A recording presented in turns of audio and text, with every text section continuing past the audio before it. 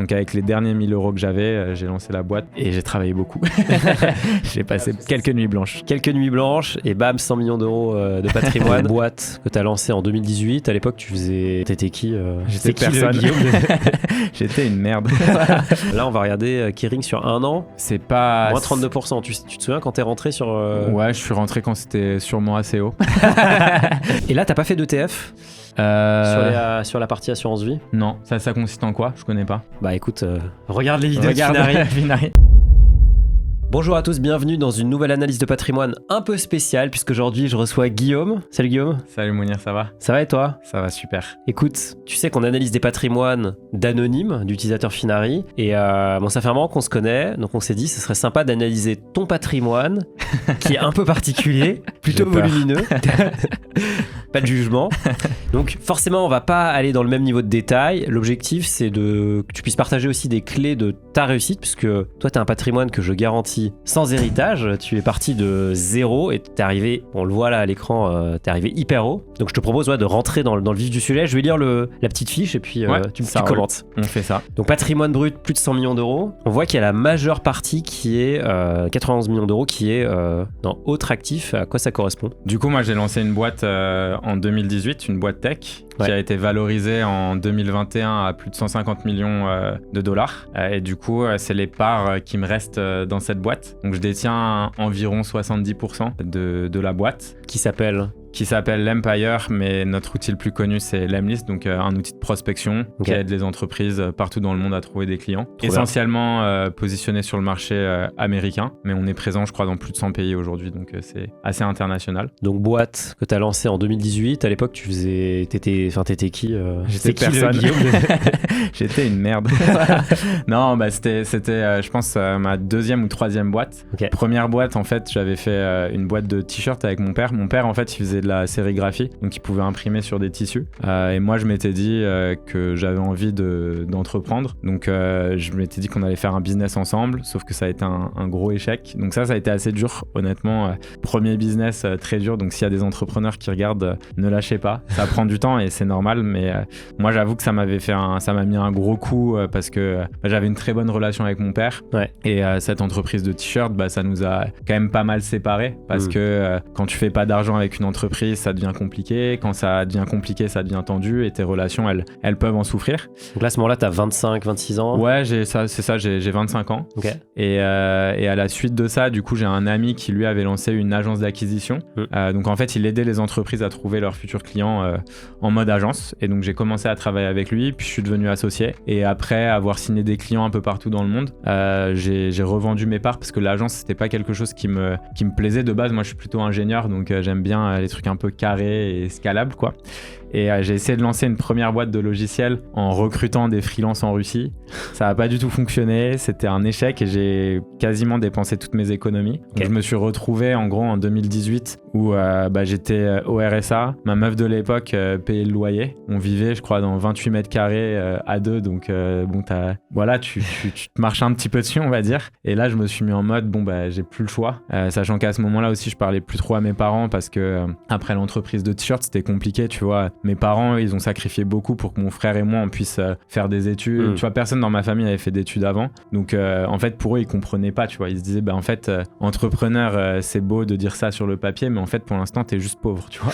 Donc, quand est-ce que tu vas faire de l'argent? Et au mieux, va apprendre à faire du business en travaillant pour une boîte. Ouais. Et plus tard, quand t'auras de l'argent, lance-toi, tu vois. Et donc, personne comprenait mon choix, mais moi, c'est ce que j'avais envie de faire. Donc là, je m'étais dit, vraiment, c'est ma dernière chance. Donc, avec les derniers 1000 € que j'avais, j'ai lancé la boîte et j'ai travaillé beaucoup.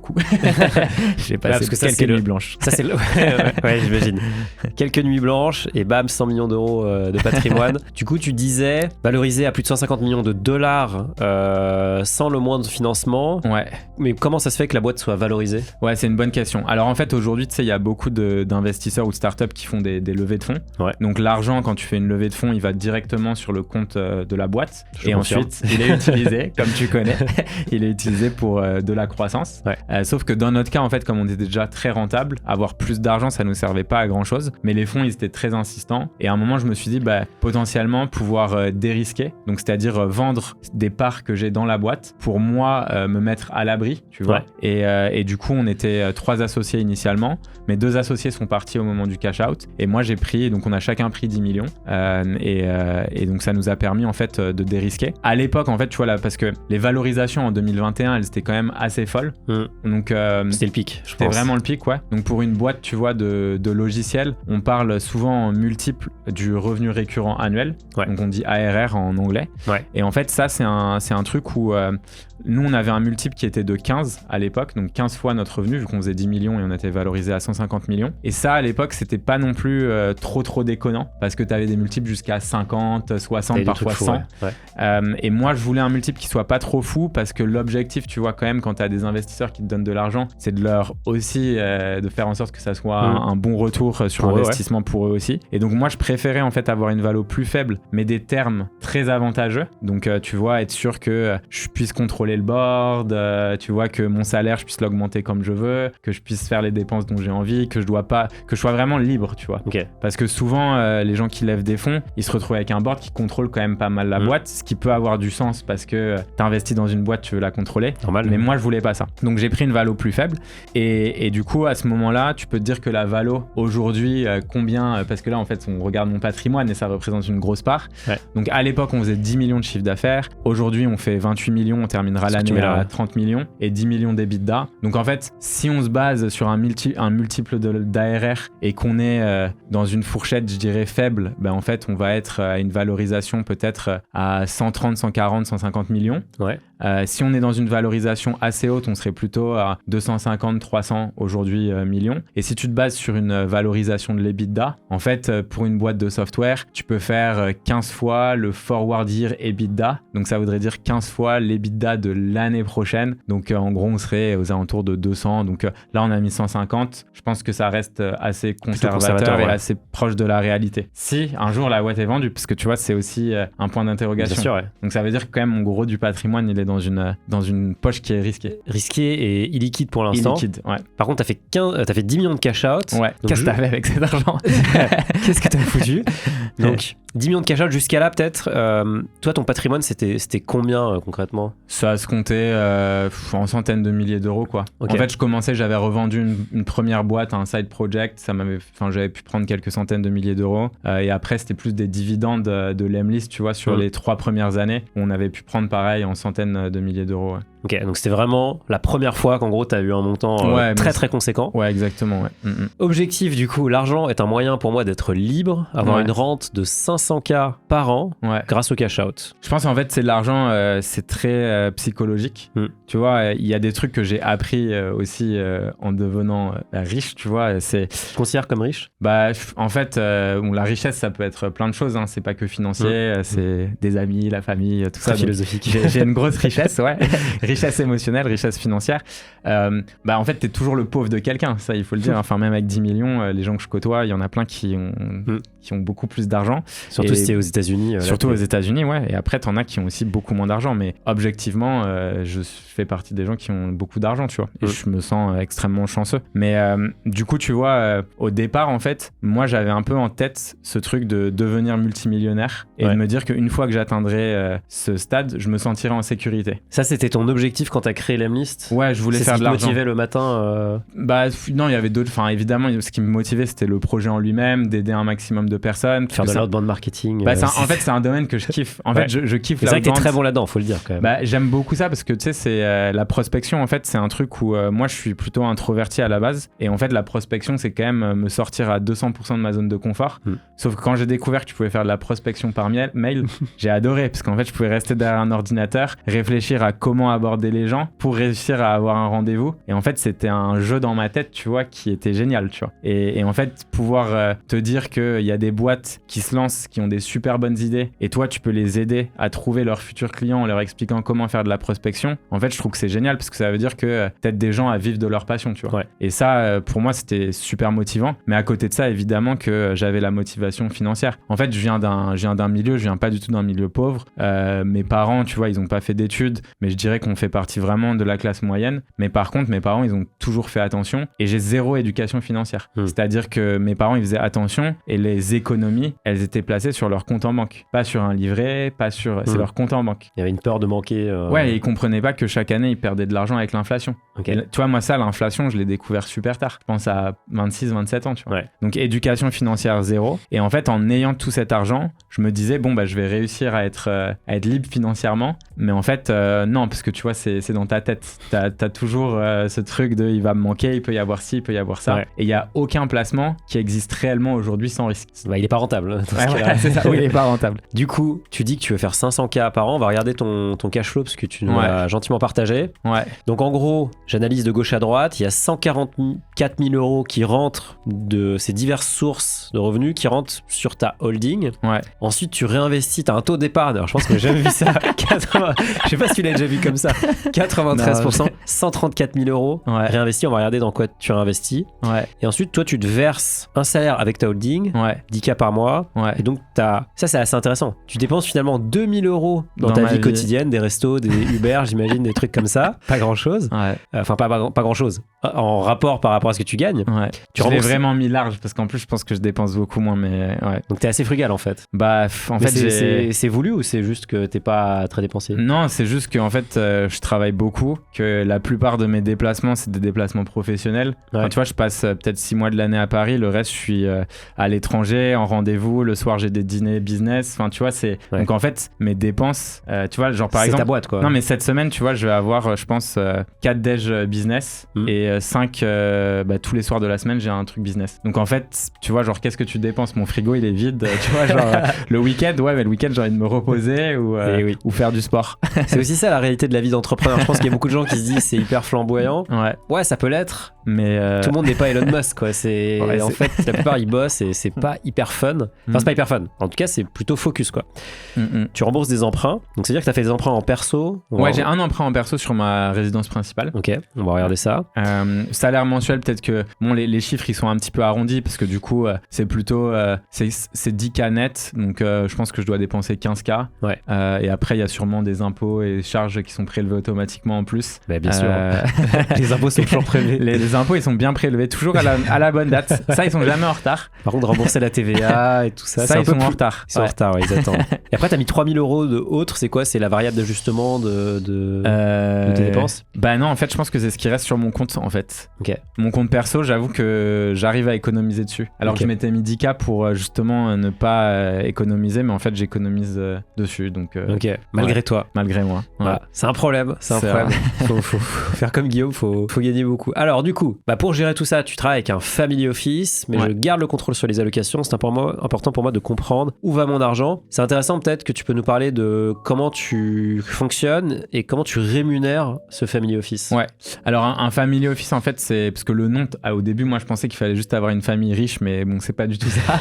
C'est un asset manager quoi, donc quelqu'un qui gère ton argent et qui est censé le faire fructifier. Ouais. Globalement en fait moi ils m'aident sur plein de choses.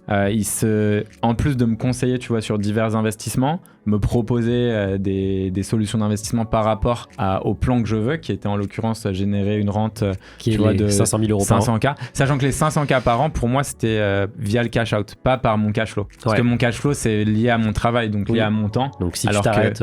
si je m'arrête, le cash flow s'arrête. Ouais. Et l'objectif, ou une partie du cash flow s'arrête. Mais donc mon objectif, c'était vraiment d'avoir ça qui soit généré juste par mes placements. Et donc 5% par an, ça va en réalité. C'est pas... Ouais, ça paraît pas hyper ambitieux, j'ai envie de dire, en fonction du risque que tu es prêt à prendre. En fait, ça dépend comment tu le vois. Parce que je me suis rapidement rendu compte, tu vois, que par exemple, tu vois, tu prends une stratégie d'investissement en actions classique. Ouais. C'est sûr que quand tu le lisses sur 10 ans, tu es en average à peut-être 7-8% par an. Même net d'inflation, tu peux être à ça. Net d'inflation. C'est beau. C'est beau, mais derrière, tu vois, il y a des années où tu es à moins 10, des années où tu es à plus 20. Ouais. Et c'est pas vraiment un cash flow parce que tu gardes tes actions. Tout à fait. Et ça, c'est important, tu vois. Alors que moi, je pensais, tu sais, que c'était de l'argent que j'allais pouvoir toucher tous les ans pour me faire kiffer mon lifestyle ou peu importe. Des vrais revenus passifs. Des vrais revenus, tu vois. Ouais. Et ça, c'est pas le cas. Donc ça, c'était important. Et donc moi, quand je parle de rente de 500K par an, c'est vraiment ça. Et donc on pourra en parler après avec l'assurance vie et notamment les coupons. Ouais. Mais du coup, j'ai découvert, tu vois, que c'était un peu plus compliqué que ce qu'on pense. Et aussi, tu vois, j'ai une boîte qui aujourd'hui aujourd'hui grossit de 35-40% par an, bah en fait, t'as aucun investissement que je fais qui me rapporte ça, tu vois. Et donc, j'ai quand même un peu cette frustration de l'entrepreneur de te dire, bah en fait, moi, 1 euro ou un de mes 1000 euros, je les ai transformés en 150 millions de valo. Et toi, tu me dis qu'avec 1000 euros, tu vas me donner 50 balles à la fin de l'année, tu vois. Et encore, je suis pas sûr de les toucher. Donc, tu vois, ça fait un peu... c'est assez bizarre, tu vois. C'est une mentalité... ouais. Mais ça résume bien, je pense, le truc que voient tous les entrepreneurs, c'est que investir, c'est bien. Ouais. Et on en parle toute la journée sur la chaîne Finari. Mais la réalité, c'est que le temps que tu investis dans ta boîte, il est 1000 fois plus rentable. Ah bah c'est sûr, ouais. En fait, toi, quelque part, tu vas juste assurer tes arrières et tu vas sécuriser ce que tu as gagné. Mais pour passer de 10 à... Je sais pas, si tu veux faire 1 milliard d'euros, ça sera que avec ta boîte que ça se passera. Ouais, et puis en plus, je pense que en fait, la rigueur et la logique d'être investisseur et de te dire que chaque mois, tu investis une partie de potentiellement ce que tu peux perdre de façon régulière, que ce soit pour des actions, de l'or, etc. Enfin, tu l'expliques beaucoup mieux que moi. C'est bien, je pense, de l'avoir. Et moi, j'aurais aimé la développer plus tôt. Parce que ça, tu vois, je le faisais pas avant d'avoir fait mon cash out. Moi, mon argent est resté sur mon compte et c'était trop de charge mentale de me préoccuper de ça, tu vois. Mais par contre, je pense que les gens n'ont pas encore en tête un investissement qui est crucial, c'est l'investissement sur soi, tu vois. Parce qu'en fait, typiquement, si tu me dis, ok, je gagne 2500 euros par mois, mon loyer c'est 1000, je vis avec 800, 200 de marge et j'ai envie d'investir 500. Les gens qui investissent 500 en actions tous les mois, pour moi, ils font une erreur, tu vois. Parce que quand tu gagnes 2500 euros, bah, en fait, je te dirais, bah, ces 500 là, paye-toi des formations, achète, tu vois, soit des cours, soit du coaching, enfin peu importe, tu vois, mais un truc qui te permettra d'avoir du levier sur ton salaire principal. Et une fois que tu es à 5, 6, 7K par mois, bah là, tu vois, tu pourras investir 2 ou 3 fois plus et ton levier sur le long terme, il est beaucoup plus important, tu vois. C'est un truc que tu faisais ça avant, peut-être on va dire le Guillaume avant 10 millions, avant de toucher 10 millions d'euros. T'investissais en toi ? Ouais, j'ai toujours pris, quand je pouvais, tu vois, des cours, des formations. J'ai pris beaucoup de trucs avec des gens aux US. Au début, je trouvais que c'était vachement bullshit et j'aimais pas, tu vois, genre j'avais l'impression que c'était tout le temps les vieux vendeurs, tu sais, genre à côté d'une... Les ClickFunnels et tout. Ouais, c'est ça. Et puis surtout, tu sais, tu les vois, t'as juste à aller à, je sais pas moi, Place Vendôme où ils louent les voitures de merde là, et les gars ils se filment à côté et ils essayent de te vendre des trucs. Enfin, je trouvais que c'était un peu too much et j'avais pas du tout confiance. Mais en fait, je me suis retrouvé avec des gens qui étaient quand même très très smart et qui disaient des choses. En fait, je trouve que quand tu prends une formation et que t'es dans un objectif de développement personnel, ton ROI, si tu le fais vraiment de façon sérieuse, il est toujours là. Sauf si t'es vraiment tombé sur un scammer, mais généralement, il est toujours là. Enfin, tu vois, moi, j'ai dépensé des fois 3, 4, 5 000 balles. Et en fait, en 1 heure, bah, je pouvais avoir gagné 50, 100 000 balles, tu vois. Juste parce qu'il m'avait dit quelque chose. Quelques clés. Ouais, quelques clés, tu vois. Un truc tout con. Pendant très longtemps, je pensais pas du tout à déléguer des tâches qui pouvaient être déléguées au niveau de l'admin. Donc, tu vois, là, c'était un coaching sur les CEO. Et elle avait 3 business et elle bossait 20 heures par semaine. C'est une américaine. Christine Carillo, elle s'appelle. Et en fait, au tout début, en fait, elle t'explique, je vais vous apprendre à déléguer. Donc là, tu vois, tu regardes ton emploi du temps. Tous tes rendez-vous, tu dois les colorier en fonction de si t'as été utile, pas utile. Ensuite, elle prend toutes tes tâches. Tu repasses avec elle et tout. Tu refais tous les trucs. Et elle dit, voilà, maintenant, t'as la fiche de poche de ton executive assistant. Ton executive assistant, elle peut te faire plein de choses, booker tes billets d'avion, répondre à 80% des mails, connaître... Et en fait, tu te rends compte que tu peux gagner parce que, tu vois, répondre à des mails, on se rend pas compte du temps que ça prend. Mais en vrai, quand tu te chronomètres, tu peux passer 3-4 heures. Mais 3-4 heures par jour, tu vois, quand tu compares à ton taux horaire, en fait, c'est énorme. Et dans un mois, c'est énorme. Et ça, tu vois, si tu peux le déléguer, en fait, t'as un levier de gain qui est vraiment... potentiellement infini. Ouais, qui est infini. Ouais. Effectivement, il faut investir en soi, il faut investir dans ses formations. On va regarder ton patrimoine. Yes. Ça, on va commenter tout ça. Bon, là, 100 millions, bam, ça fait beaucoup. Du coup, on l'a dit. Dans autres actifs, bah, évidemment, l'Empire. Est-ce que tu veux parler peut-être des autres choses qu'il y a là, Jericho, Singular, Expédition, Galion? Ça m'a l'air d'être des fonds de VC, ouais, ça. C'est des fonds de VC.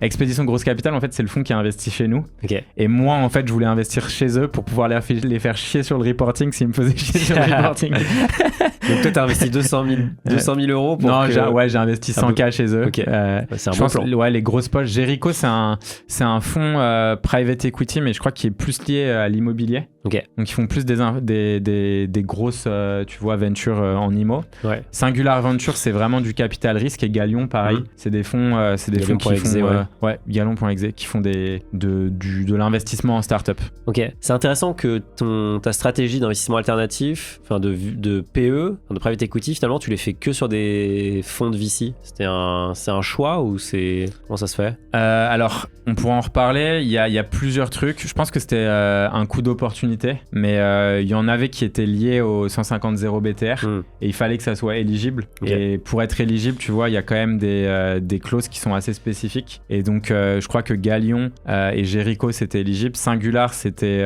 un contact, donc c'était potentiellement une bonne opportunité. Et Expédition Grosse Capital, c'est parce que le managing partner, en fait, celui qui a créé le fonds, qui a investi chez moi en direct, m'a proposé. Et je me suis dit que c'était cool aussi d'investir. Tu vois, ça, en fait, ça permet quand même de créer une bonne relation. C'est clair. Et j'avoue que quand tu as une bonne relation avec ton fonds, en fait, grossir une boîte, c'est une vraie aventure et c'est beaucoup plus cool que commencer directement, tu vois, des bras de fer dans tous les sens.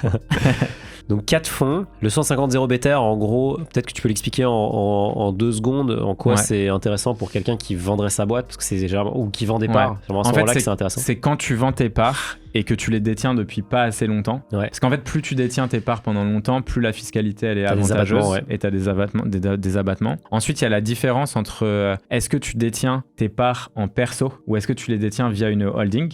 Si tu les détiens via une holding, en fait, idem, les abattements sont très intéressants après 3 ans. Et donc, en fait, moi, je conseille à tout Vraiment très intéressant. Vraiment très énorme. C'est genre... Tu payes 4% d'impôt sur la plus-value. Oui. C'est un paradis fiscal, en fait. C'est un léger frottement. Il y a quasiment rien. Mais en fait, ça, c'est un truc qu'on sait pas quand on est entrepreneur. Mais moi, ce que je conseillerais, c'est tout entrepreneur qui est sérieux dans l'entrepreneuriat devrait avoir sa holding dès le départ. Day one. Et dès qu'il monte une boîte, c'est sa holding qui doit détenir des parts dans la boîte qu'il crée. Et ça, en fait, c'est le meilleur truc parce que ta holding, tu la gardes toute ta vie. C'est une société sur laquelle tu peux changer en plus la, comment on dit, dénomination sociale. L'objet social. Et donc, du coup, en fait, ta holding, elle est très importante. Ensuite, moi, à l'époque, je détenais du coup mes parts en perso. Un comptable nous a dit, mais non, c'est pas normal, mettez-les sur une holding. Et donc, on les a mis sur une holding. Et là, en fait, quand tu la mets sur une holding, tu es obligé de donner une valorisation. Le comptable, il a voulu se charger de ça. Il a sous-valorisé la boîte parce qu'il nous a dit, vous inquiétez pas, ça vous fera payer de moins d'impôts. Normalement, c'est un commissaire aux comptes qui doit... Ouais, mais il l'a fait avec un pote à lui, tu vois. Tu sais comment ça fonctionne. Enfin, les comptables, ils ont toujours un pote commissaire aux comptes. Donc, ça se fait... Enfin, c'est vraiment... Pour moi, tu sais, c'est le système français, parfois, il est très proche d'un système de mafieux, quoi. Genre, tout le monde se connaît, les mecs, ils font leur truc. Donc, moi, je suis là, bah, ok, ça va vite, faisons-le comme ça. Ensuite, on a eu le cash-out. Et là, on s'est rendu compte, en fait, que si on faisait le cash-out dans ces conditions, bah, en fait, on allait payer plus que le cash-out en impôt plus-value. Parce qu'en gros, le 150-0 BTR, qui a un apport cession, ce que tu fais, c'est que toi, tu as des parts en tant que personne, tu décides de les céder à ta holding que tu crées au moment de la cession. Et comme tu le crées au moment de la cession, ta holding, elle est valorisée par rapport à la valeur des parts que tu vends, ce qui est logique. Donc c'est 0 en fait, la plus-value. Et donc la plus-value, elle est à 0. Donc ce comptable, dont je ne nommerai pas le nom, m'a fait perdre 600 000 balles, en gros. Et donc c'est ou 600 ou 700 000, je crois quasiment, que j'ai perdu. Donc au moment de ce cash-out, on a payé 700 000, sachant que le 150-0 BTR, parce que là, tout le monde peut dire, ah, il veut pas payer d'impôts, c'est pas du tout le cas. Le 150-0 BTR, tu as une obligation de réinvestir plus de 60% de ce que tu vas prendre. Dans des fonds éligibles, du coup, comme... dans des fonds éligibles qui investissent en fait dans des startups qui créent de l'emploi, qui génèrent plus d'économies, etc. Donc en fait, c'est un investissement qui est vraiment utile, tu vois. C'est pas juste des actions ou autres. Tu peux pas acheter d'actions. Exactement. Tu peux faire de mémoire, tu peux faire des augmentations de capital de boîte côté. Ouais, genre par exemple, est très intéressant, ça tu peux le faire, c'est quand t'as la Bread qui décide d'ouvrir son capital. C'est génial. Bah là, c'est génial. Là, tu peux faire... Mais jamais tout le monde se jette dessus parce que sinon c'est plus risqué. Ouais, exactement. Grosse poche immobilière, 7,3 millions d'euros. Qu'est-ce que tu fais au niveau de l'IMO ? Ouais, IMO en fait, c'est j'ai déjà en perso un bien, en gros un loft. Ouais, qui est 1,1 million, que t'estimes à 1,1 million aujourd'hui. Non, je l'ai acheté 1,1 million. Tu l'as acheté 1,1 million, ok. Et bah je sais pas, il doit valoir avec les travaux, tu vois, j'avais 200 000. Je pense que je suis flat où je perdrais un peu peut-être aujourd'hui. Ok. Là-dessus. Là, ton objectif c'était quoi sur la résidence principale ? C'était de te faire plaisir, c'était de faire un gain financier ? Non, ouais, c'était de me faire kiffer. Okay. En fait, pareil, tu vois, c'est un truc, tu vois, là, quand tu regardes en tant qu'investissement, la résidence principale, c'est pas forcément le truc le plus malin. Parce que les gens, en fait, ils pensent que quand ils ont un prêt à X%, c'est X% du prix général. Donc, par exemple, je sais pas, mettons que tu t'empruntes 100 000 euros à 5%, tu te dis que tu vas rembourser que 5% de 100 000 euros, donc 5 000 euros. C'est pas ça. C'est cumulé chaque année. Avec, les emprunts sont bien les intérêts sont bien supérieurs, bien sûr. Les intérêts, mais après, sur ma résidence principale, j'ai eu un prêt avec un taux, tu vois, à l'époque, c'était 0,56. Donc c'était n'importe quoi, tu vois. C'était... Ah non, il y est pas, mais 0,56. Ouais. Ah ouais, il voulait vraiment m'avoir en client. Sur combien d'années? C'est 20 ans. Ah ouais, c'est incroyable. Ouais, c'était incroyable. J'avais juste un nantissement à faire. Ouais. Donc tu bloques de l'argent, je bloquais 200 000, mais c'est pas énorme. Ce qui est pas énorme. Et il me finançait à 100% bien plus travaux. Tu l'es bloqué sur un compte ou c'était un contrat d'assurance vie? Non, c'est un contrat d'assurance vie, mais qui est très peu risqué. Ok, genre fonds en euros, un truc comme ça? Ouais, là je l'ai pas mis dedans, mais tu vois, il doit avoir 250 000 balles dedans, 230 000. Donc en quelques années, ça a dû faire plus 30K, un truc comme ça. Ok. Mais je regarde pas trop. Donc 0,56%, t'achètes ta résidence principale, c'est achat à plaisir. Après, t'as 3 autres biens, location Airbnb, studio vidéo, le Lem Flat. Ouais. Et des bureaux. Ouais. Alors il a appelé ça location Airbnb, mais c'est pas trop ça. C'est plutôt un endroit de team building. Ok. Donc, mais bon, ça peut être un équivalent. Ça, c'est dans la région de Provence, on va dire. On peut montrer les maisons ou pas? Ah ouais, on peut montrer. Ouais, des photos, ouais. Il y a peut-être des photos de ça. Donc là, c'est ton appart, t'as refait. Bon, là, tu t'es fait... On s'est fait un petit plaisir architecte, quoi. T'es fait un petit kiff architecte. Des miroirs, j'aime bien les miroirs. Ça se voit. Surtout à côté du meuble de la cuisine. T'aimes bien les couleurs pastel, a priori. C'est ça. Ok, donc là, tu t'es fait un petit kiff. Un petit kiff. Et ensuite, j'ai pas pris des photos de tout. Ça, c'est du coup la partie. Donc c'est une grosse maison pour team building. Ouais. Un peu plus de 700 mètres carrés. Sympa. Qui est en Provence, t'as dit du coup? Ouais, c'est ça. Et donc là, c'est très cool pour les équipes, tu vois, tout ça. Donc ça génère entre 150 et 200 000 par an. Donc ça, c'est en location aujourd'hui sur Airbnb et des sites comme ça? Ouais, je le loue essentiellement à l'Empire parce que on fait beaucoup de team building en fait. Ok. En fait, nous, c'est important, comme nos équipes, elles sont à l'étranger aussi. C'est important d'avoir des lieux où ils peuvent se retrouver, tu vois, pendant une semaine, bosser ensemble et créer du lien. Ouais. Et en fait, quand tu regardes pour organiser ça, c'est énormément de taf. Donc, tu vois, on a des gens en admin qui font ça, mais du coup, ça veut dire prendre les billets, trouver la destination, trouver le Airbnb, être sûr qu'Internet fonctionne, être sûr que ci, être sûr que ça, que le cleaning soit bien fait, les machins, les trucs. Ouais, beaucoup d'inconnus. Beaucoup d'inconnus et des prix, tu vois, qui sont archi élevés. Donc en fait, je me suis dit, je vais l'acheter en perso, enfin, tu vois, sous une...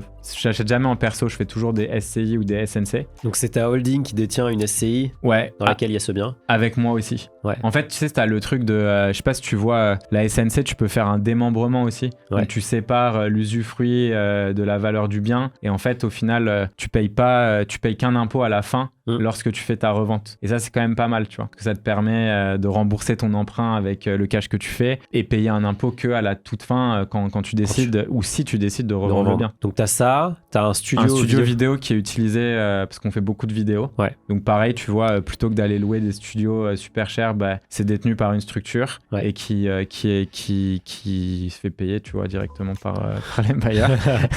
Et des bureaux qui sont les bureaux de l'Empire? Non, c'est pas les bureaux de l'Empire et c'est pas vraiment des bureaux. Enfin, si c'est des bureaux, mais on va le remettre en mode studio vidéo. Ok. Ça sera plutôt un autre studio vidéo et c'est ça, c'est plus. Donc c'est usage mixte. Et c'est pas via l'Empire cette fois-ci, c'est via ma holding. Parce que ma holding, j'ai aussi une partie de création de contenu en fait. Ok. Qui est rémunérée, ouais. Donc partie IMO plutôt costaud, actions et fonds. Ouais. T'as une assurance vie luxembourgeoise chez Generali. Alors ça c'est vraiment le truc que je connais le moins. Ok. J'ai fait confiance à 100% à mon family office. Là-dessus, je leur ai dit, je vous donne une poche et vous faites un peu ce que vous voulez. Vous connaissez mon objectif. Et là, j'ai montré ça à quelques potes et ils ont pas mal tabassé Ils se sont fait plaisir. Les types d'actifs, ils se sont fait assez plaisir, ouais. Il y a du produit structuré. Produits structurés. Vous pouvez vite les reconnaître, les produits structurés, parce qu'en fait, c'est toujours des noms genre Phoenix. De toute façon, il y a marqué, par exemple, il y a Airbag. J'ai vu Airbag. Là. Athena Full Airbag. Full Airbag. Alors, Full Airbag, c'est pas une voiture, c'est vraiment...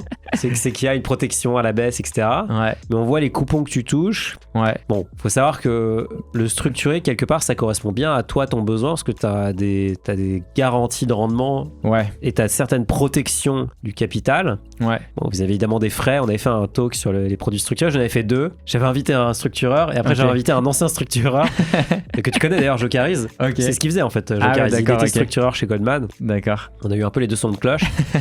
Voilà, c'est vrai que c'est un produit. Bon, toi, je sais pas si t'as déjà eu des déconvenus avec les structurés. C'était quoi ton expérience pour l'instant? Non, pour l'instant, écoute, avec le full airbag d'Athena. Ouais, pour l'instant, le problème, je dirais, c'est juste que les couples qui m'ont mis, ou quand ils prennent, il y a beaucoup de Stellantis, ça va pas bien du tout.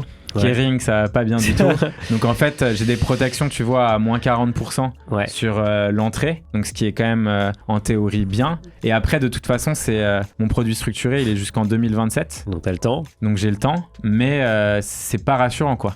Tu vois. Oui, parce que t'as une protection jusqu'à un certain niveau, mais bon, là on va regarder Kering sur 1 an. C'est pas. Moins 32%. Tu te souviens quand t'es rentré sur. Ouais, je suis rentré quand c'était sûrement assez haut. Non, je pense que là, ces produits-là, on a dû les faire en juillet, je pense. Donc j'étais assez bas, ouais. Donc juillet, t'étais vers 18 €. Ouais. Et là, on est à 12, mais c'est quand même, c'est assez vénère. Ouais, donc moins 40%. Ouais. Donc je rappelle que si tu vas au-delà de la barrière de protection, après la perte elle est pour toi, quoi. Donc la perte elle est pour toi. Ça dépend du produit. En fin de produit. Donc c'est ça qui est important, c'est qu'en fait en 2026, 2027, c'est là où tu dois regarder, tu vois. C'est là où il faudra faire les comptes. C'est là où tu fais les comptes. Mais en fait, tu vois, je trouve que c'est ça qui est très dur dans les investissements de façon générale. Et je comprends, tu vois, qu'un mec comme Madoff, tu vois, réussit à entuber des gens pendant si longtemps. C'est que en fait, tes investissements, quand tu investis de l'argent et que, tu vois, dans mon cas, c'est pas de l'argent dont j'ai besoin tout de suite. Donc en fait, ton argent, tu l'oublies, entre guillemets. Oui. Et en fait, quand tu l'oublies, bah tu vois, t'as des trucs comme ça qui passent. Et tu vois, moi, on me dit, enfin là, tu vois, ça va pas, donc je vais forcément gueuler. Je vais dire, bah les gars, vous êtes sérieux, genre, le seul truc que je vous fais faire, vous me sortez des produits Stellantis et Kering, genre, ça a l'air pourri. En plus, au moment où ils ont structuré les produits avant de le faire, je leur ai quand même fait, j'avais montré à des potes et j'ai un peu fait un petit warning, mais ils m'ont dit non, t'inquiète, on pense que X, Y, Z. J'ai dit, bon, je vous fais confiance. Mais là, tu vois, il s'avère que c'est pas forcément fou. Mais t'as l'air quand même assez détente par rapport à ça, t'as pas l'air. Bah, je suis détente parce que, en fait, je peux pas prédire l'avenir. Ouais. Tu vois, c'est soit tu décides de faire du gambling en fait et de te dire soit tu suis une stratégie d'investissement qui est claire, et moi c'est ce que je fais, tu vois, j'ai des poches allouées avec un certain niveau de risque et une stratégie de dollar cost average où j'investis toujours la même somme sur des actions et des cryptos, et après à côté de ça, tu vois, j'ai dans ton compte titre, tu disais. Ouais, c'est ça. Je sais pas si on verra tout.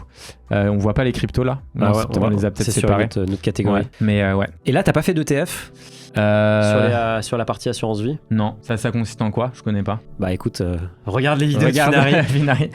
En gros, l'ETF, je pense que ça te permet en partie de... Ouais, ça c'est assez intéressant parce que Guillaume est quand même quelqu'un qui est assez sophistiqué et là, l'instrument est nouveau. En gros, le principe, c'est que tu pourrais investir dans un indice plutôt que d'investir dans une action particulière. Donc dire que tu achètes le S&P 500 ou le CAC 40. Mais t'as des coupons avec ça aussi ou... Non. Par contre, tu n'as pas de distribution de gains. Alors, tu peux acheter des ETF obligataires qui eux distribuent un coupon, tu vois. En gros, tu collectes tous les coupons de toutes les boîtes qui composent l'indice. Par exemple, tu peux acheter des ETF d'obligations, enfin obligataires de Govies, d'État. Donc tu prends tous les coupons, après tu les distribues. C'est juste qu'il y a pas beaucoup de frais dessus. Donc généralement, c'est moins intéressant pour ceux qui te les vendent. Mais voilà, c'est un autre produit, c'est un autre type de produit. C'est vrai que sur Finari, c'est assez populaire. Mais ça peut être intéressant. Ouais, de ouf. T'as pas mal de 2,3 millions sur Cash in the Bank, sur les comptes à terme. Il y a un peu de liquidité. Ça, c'est quoi? C'est en attente de quelque chose ou Ouais, c'est... en fait, peut-être tu peux pas tout investir tout de suite, quoi. En fait, comme là, j'ai quand même fait récemment une plus-value sur un achat-revente d'entreprise. Donc, j'ai pris, je pense, 4 millions. Donc, je veux pas tout réinvestir tout de suite. Donc, t'attends. J'essaye de rentrer petit à petit sur certaines positions. Bah, tu vois, là, j'ai fait quelques opérations avant les élections américaines. Donc, on va voir aussi si ça nous mène. Si ça nous mène bien. Peut-être les ETF, peut-être que c'est le moment de rentrer sur des ETF. Et du coup, crypto, Taurus, c'est quoi Taurus? Taurus, c'est une plateforme en Suisse qui est un peu accréditée comme leur équivalent AMF. Donc c'est assez safe, et eux en fait ils mettent de ce que j'ai capté, parce que je suis pas genre spécialiste en crypto, mais en fait c'est un peu alors Revolver c'est pas Revolver et pas celui-là, non c'est pas ça. Peut-être si tu tapes Taurus crypto. Mais en gros, de ce que j'ai compris, tu sais, ils mettent directement sur des clés. Ok, c'est la crypto. C'est une plateforme de custody. Exactement. C'est un dépositaire. Ok. Oui, custody, ouais. Ouais, c'est ça. Ok. Voilà. Ok, intéressant. L'avantage, en fait, c'est que je peux automatiser mon dollar cost average, donc c'est-à-dire et d'une certaine somme, tu vois. Ouais. Parce que j'achète en fait moi tous les mois plus de 30 000 de crypto. Ok. Et automatiquement le virement est fait. Ouais. Ils prennent 60% Bitcoin, 40% Ether. Là j'ai un peu changé d'ailleurs. Ouais. Récemment, tu vois, j'ai fait, là on le voit pas parce que c'est récent, mais j'ai quand même transféré une bonne partie d'Ether sur du Solana. Ok. Parce que bon, c'est voilà, pas de conseils en investissement, mais on verra. Ok, ça marche. Tu sais combien tu payes de frais sur les achats crypto? Je préfère ne pas regarder. Ouais. Ok. Je regarde pas parce que pour moi c'est long-termiste, tu vois. Ouais. Il faut que ma top line elle soit plus haute que mes investissements. Ouais. Et donc tu reviendras dans 10 ans. Ouais, c'est ça. Parce que là en fait globalement, tu vois, sur la crypto, en fait il y a eu 2 étapes. Il y a eu une étape où j'ai investi via le Family Office qui m'avait proposé des fonds de crypto en mode rendement incroyable et tout, alors que moi je voulais faire du dollar cost average à la base. Ils m'ont dit là, tu vois, c'est vraiment stylé, mais pour rentrer dans ces fonds, faut mettre minimum 250K. Okay. Donc j'ai fait, moi comme j'avais 750 en crypto, j'ai dit bah vas-y, je vais mettre 750. J'ai fait 250, 250, 250 dans 3 fonds différents. Les 2 fonds US que j'ai fait, ils m'ont fait perdre peut-être 350 000 balles sur les 500K. Et le fonds UK, je pense que je vais avoir perdu 150. Ah ouais, c'est horrible. Alors que mon DCA, là, il m'a rapporté, je pense, peut-être quasiment 800. Ouais, comme voilà, 763. Ah donc, ouais, on le voit, bah, trop bien. Ah bah c'est cool. Ouais. Donc en fait, au total, je sais que sur la partie crypto, là, ça va faire 3 ans. Sur la partie crypto, je suis à plus 350. Okay. Mais ce qui reste bien, tu vois, enfin, ce qui est très cool. Ce qui reste bien, mais ce qui montre aussi. Ce qui fait chier, tu vois, quand même aussi. Ce qui fait chier et ce qui montre que c'est toujours plus intéressant d'acheter le vrai actif plutôt que d'acheter des fonds, des trucs. Il y a beaucoup de gens qui me demandent aussi s'il faut acheter des ETF crypto. Pourquoi acheter la copie si vous pouvez acheter l'original? C'est clair. Le détenir chez vous. Ouais. Bon, Guillaume, impressionnant. On a fait un bon tour de piste. Est-ce que tu as peut-être un dernier conseil pour ceux qui veulent se lancer dans l'entrepreneuriat ou qui sont dans l'entrepreneuriat mais qui veulent vraiment passer un cap, tu vois, et atteindre ce niveau de réussite comme toi tu peux connaître? Ah ouais, donc là, conseil business. Conseil business.